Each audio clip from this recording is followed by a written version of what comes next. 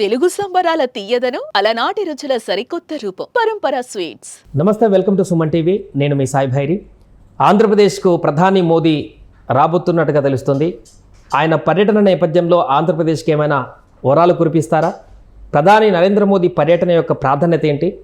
ఆయన పర్యటనలో ఎలాంటి విశేషాలు జరగబోతున్నాయి? దీనికి సంబంధించి తెలుసుకుందాం. మనతో పాటు Suman TV news chief editor Keshav గారు ఉన్నారు. సార్ నమస్తే. నమస్తే. సో ప్రధాని మోదీ రెండవసారి కూటమి ప్రభుత్వం ఏర్పడినటువంటి తర్వాత ఒక బిగ్ పర్యటన చేయబోతున్నారు. దాని ద్వారా ఆంధ్రప్రదేశ్కి చాలా మేలు జరగబోతుంది అనేటువంటి ఒక ప్రచారం జరుగుతుంది.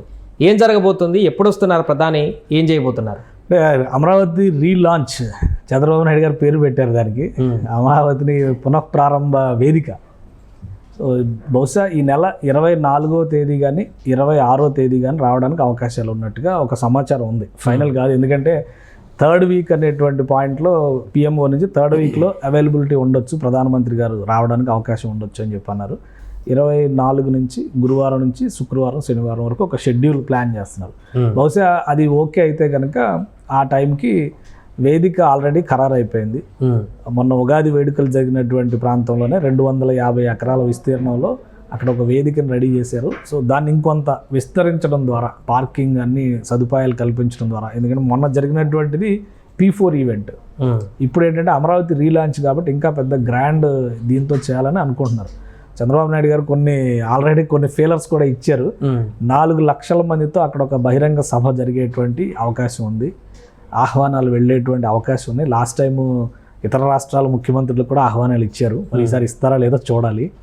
తర్వాత అక్కడ ఒక నమూనాని, అమరావతి నగరానికి సంబంధించినటువంటి నమూనాని ఒకటి ఏర్పాటు చేయాలని, దానికి కూడా Amaravati corporation, development corporation tenders పిలిచింది. ఒక 80 లక్షలు 90 లక్షలు ఖర్చు పెట్టి అమరావతిలో రాబోయేటువంటి నమూనాలను తయారు చేయాలని చెప్పని కూడా వాళ్ళు ప్లాన్ చేస్తారు.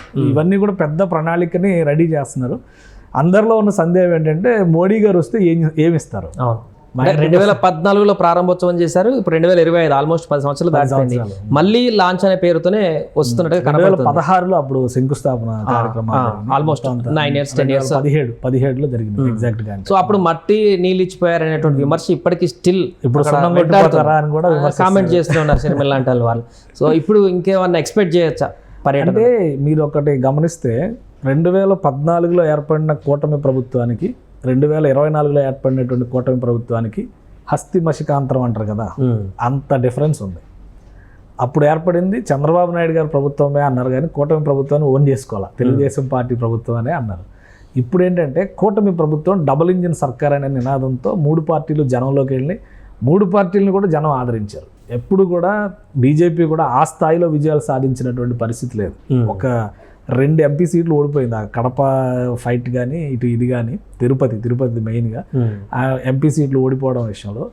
అలానే ఎమ్మెల్యే సీట్లు పోటీ చేసిన అన్ని చోట్ల ఒక 2 మినహా అన్ని చోట్ల గెలిచారు. అంటే ప్రజలు నమ్మారు బీజేపీని మళ్ళీ అనే విషయాన్ని బీజేపీ అధినాయకత్వం అర్థం చేసుకుంది.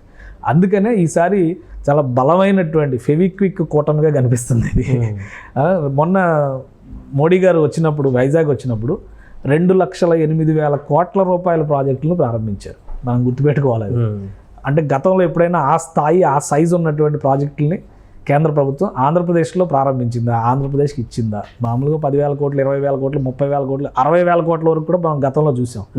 2,08,000 కోట్ల రూపాయల ప్రాజెక్టులను విశాఖ పర్యటనలో జనవరి 8వ తేదీన వచ్చినప్పుడు నరేంద్ర మోడీ గారు ప్రారంభోత్సవాలు శంకుస్థాపన చేశారు. ఇప్పుడు మళ్ళీ రాబోతున్నారు. అందుకని ఎక్స్పెక్టేషన్స్ ఉన్నాయి.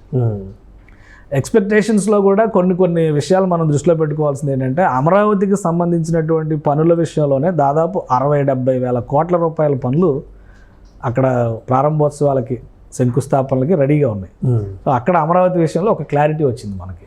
ప్లస్ రాష్ట్ర ప్రభుత్వంతో సమన్వయం చేసుకుంటూ కేంద్ర ప్రభుత్వం కొన్ని కొత్త ప్రాజెక్టులను తీసుకొస్తుంది. మీరు అబ్జర్వ్ చేస్తే ఒక 2-3 డేస్ బ్యాక్ పర్వతమాల ప్రాజెక్టు కింద 5 ప్రాజెక్టులు ఆంధ్రప్రదేశ్లో ఫీజిబిలిటీ సర్వే చేయమని కేంద్ర ప్రభుత్వానికి చెందినటువంటి సంస్థ టెండర్ నోటిఫికేషన్ ఇచ్చింది. అంటే వాటి విలువను మనం యావరేజ్గా చూస్తే కూడా మనకి కనీసం ఒక 10-15 వేల కోట్ల రూపాయలు ఖర్చు అయ్యేటువంటి ప్రాజెక్టులుగా మనం చూడాల్సి ఉంటుంది. అలానే మిసైల్ టెస్టింగ్ సెంటర్ గొల్లల మోద అనేటువంటి ప్లేస్లో, నాగాయలంక ప్రాంతంలో 2011లో డిసైడ్ చేసినటువంటి ప్లేస్ అది.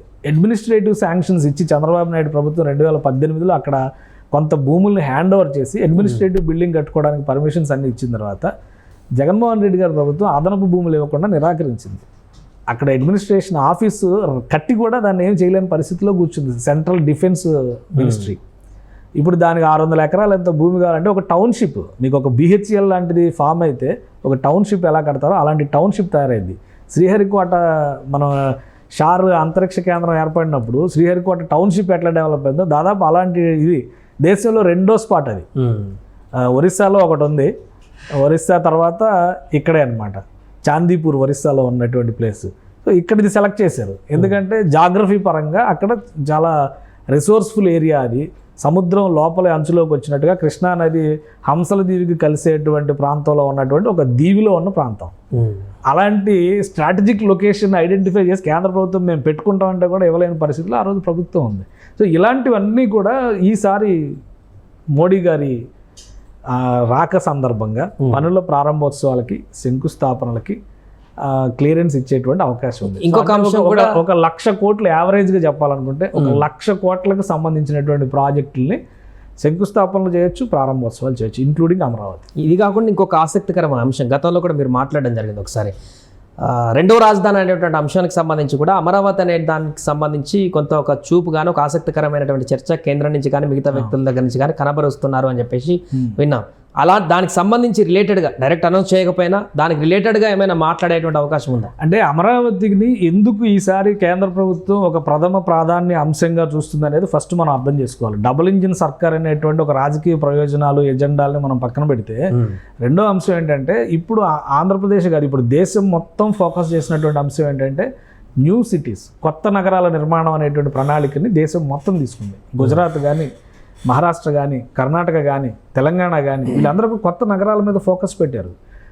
ఒకవైపు నవీ ముంబైని మహారాష్ట్ర డెవలప్ చేస్తే అటువైపు గుజరాత్లో గిఫ్ట్ సిటీ, ఇక్కడ పెరల్ సిటీ, ఇట్లా రకరకాలుగా ఒక కొత్త నగరాల నిర్మాణ ప్రణాళికను ముందుకు తీసుకెళ్తున్నారు. వీటన్నిటిలో కూడా బిగ్గెస్ట్ ప్లాన్ ఏదైనా ఉందంటే అది అమరావతి. ఎందుకంటే అది ఒక రాష్ట్రానికి రాజధాని నగరం. గ్రీన్ అండ్ బ్లూ సిటీస్ ప్లానింగ్తో సఫిషియెంట్ వాటర్ సప్లై, సఫిషియెంట్ రిసోర్సెస్తో ఎస్టాబ్లిష్ అవుతున్నటువంటి మహానగరం. ఈరోజు మనకు చాలా చిన్నగా కనబడవచ్చు.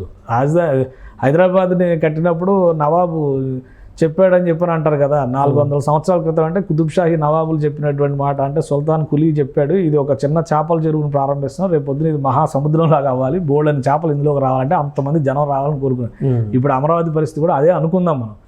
ఒక 15 ఏళ్ల తర్వాత అమరావతి అమేయ స్వరూపాన్ని చూసినప్పుడు బహుశా ఇది చాలా పెద్ద నగరం అనేటువంటి ఒప్పుకోవాల్సిన పరిస్థితి ఖచ్చితంగా వస్తుంది. ఆ క్రమంలో ఏంటంటే కేంద్ర ప్రభుత్వం ఢిల్లీలో ఉన్నటువంటి పొల్యూషన్ ఆప్షన్స్, ఢిల్లీలో ఉన్నటువంటి రకరకాల లిమిటేషన్స్ని దృష్టిలో పెట్టుకొని దక్షిణాదిలో ఒక ప్రాంతాన్ని రెండవ రాజధానిగా డిక్లేర్ చేసి అడ్మినిస్ట్రేటివ్ వ్యవహారాలు, కార్యకలాపాల నిర్వహణకు చూడాలి అనే ఒక ఆలోచన ఎప్పటి నుంచో ఉంది. దేశానికి స్వాతంత్రం వచ్చినప్పుడు కూడా ఇప్పుడు పాకిస్తాన్ డివైడెడ్ ఇండియా అన్న ఒక బుక్ మన అంబేద్కర్ గారు, ఈరోజు ఆయన జయంతి కూడా, అంబేద్కర్ గారు ఒక బుక్ రాశారు పాకిస్తాన్ అన్డివైడెడ్ ఇండియా. ఆ బుక్లో చాలా క్లియర్గా మెన్షన్ చేశారు అసలు తెలంగాణకి రాజధాని హైదరాబాద్ కాదు, వరంగల్ని రాజధాని చేయండి, హైదరాబాద్ని దేశానికి రెండో రాజధాని చేయండి. ఎందుకంటే నిజాం ఇక్కడ ఒక పెద్ద వ్యవస్థని నడిపించాడు, ఇక్కడ ఒక బ్యాంక్ ఉంది, ఇక్కడ ఒక రైల్వే సిస్టమ్ ఉంది, ఎయిర్పోర్ట్ ఉంది, ఇవన్నీ ఉన్నాయి కాబట్టి దీని దేశానికి రెండో రాజధాని చేయండి. కాబట్టి ఈ చర్చ అప్పటి నుంచో ఉంది. ఇప్పుడు ఏంటంటే మహానగరాల నిర్మాణాలు జరుగుతున్నాయి కాబట్టి ఒక ఆప్షన్గా అమరావతిని చూడాలి, అమరావతిని కూడా కన్సిడర్ చేయండి. Amaravati pollution free, zero emission ఫ్యూచర్ని దృష్టిలో పెట్టుకొని పెట్రోల్ డీజిల్ వాహనాలు కాదు, ఇక మీద అన్ని కూడా ఎలక్ట్రిక్ వాహనాలు, ఎలక్ట్రిక్ రోడ్లు మనం బిల్డప్ చేద్దాం అనేటువంటి ప్రతిపాదనలు కూడా ఉన్నాయి. చంద్రబాబు నాయుడు గారు రోడ్డు డివైడర్ల పైన వేసేటువంటి కరెంట్ పోల్స్ కూడా రకరకాల డిజైన్స్ ఫ్యూచరిస్టిక్గా అప్పుడు ప్లాన్ చేశారు. ఇవన్నీ దృష్టిలో పెట్టుకొని ఒక ఆప్షన్గా ప్రొజెక్ట్ చేస్తున్నారు. అది చేస్తారా లేదా అనే దానికి కొంత సమయం పట్టొచ్చు. ఇప్పుడు ఢిల్లీలో బీజేపీ అధికారంలో ఉంది కాబట్టి ఇప్పుడు ఆ రిస్క్ తీసుకుంటారా అది కూడా ఆలోచించాలి మనం. కాబట్టి కొంత టైం పట్టచ్చు. కాకపోతే ఏంటంటే అమరావతికి సంబంధించి ఒక గెజిట్ నోటిఫికేషన్ లాంటిది కానీ, అమరావతి ఆంధ్రప్రదేశ్ రాజధాని అని స్పష్టం చేసేటువంటి ఒక పత్రాన్ని ఏమైనా అనౌన్స్ చేస్తారా అని ఒక ఆశ ఉంది. అది జరుగుతుందా లేదా చూడాలి. దానికంటే ఎక్కువగా అమరావతి రీలాంచ్లో ఎక్కువ ఆశిస్తుంది ఏంటంటే అమరావతిని వీలైనంత వేగంగా 3 సంవత్సరాల్లో సాకారం కావాలి అమరావతి అనేటువంటి లక్ష్యంతో ఉన్నారు. దానికి కొనసాగింపులు, విస్తరణలో ఇవన్నీ రకరకాల ప్రతిపాదనలు ఉండొచ్చు. కానీ ఏ నగరాన్ని అయితే వీళ్ళు కాంక్షిస్తున్నారో ఆ నగర స్వరూపాన్ని మాత్రం 3 ఏళ్లలో ఆవిష్కరిస్తే రాబోయే రోజుల్లో అభివృద్ధి చెందినటువంటి నగరాల జాబితాలోకి అమరావతి వెళ్ళడానికి అవకాశం ఉంటుంది. చాలా పెద్ద పెద్ద సంస్థలని, అంతర్జాతీయ సంస్థలను తీసుకొస్తామని చెప్పి కూటమి ప్రభుత్వం చెప్తుంది. దానికి కేంద్రం చేయూత ఖచ్చితంగా కావాల్సిందే. అలాంటి వాటికి సంబంధించినటువంటి ఒక ప్రకటన, స్పష్టమైనటువంటి ప్రకటన ఉండే అవకాశాలు అయితే కనిపిస్తున్నాయి. Right sir. అది ప్రస్తుతం ఈ మంత్ ఎండ్ వరకు ప్రధాని నరేంద్ర మోదీ ఆంధ్రప్రదేశ్ పర్యటన చేయబోతున్నారు. అమరావతి వేదికగా ఒక భారీ బహిరంగ సభలో ఆయన ఆసక్తికరమైనటువంటి సందేశాన్ని కూడా ఇవ్వబోతున్నారనేటువంటి చర్చ అయితే కొనసాగుతుంది. ఆ సందేశంలో ఆంధ్రప్రదేశ్కి ఎలాంటి లబ్ధి చేకూరుతుందనేది కూడా చూడాలి. సుమన్ టీవీలో మీ పర్సనల్ అండ్ బిజినెస్ ప్రమోషన్స్ కోసం కింది నెంబర్కి కాంటాక్ట్ చేయండి.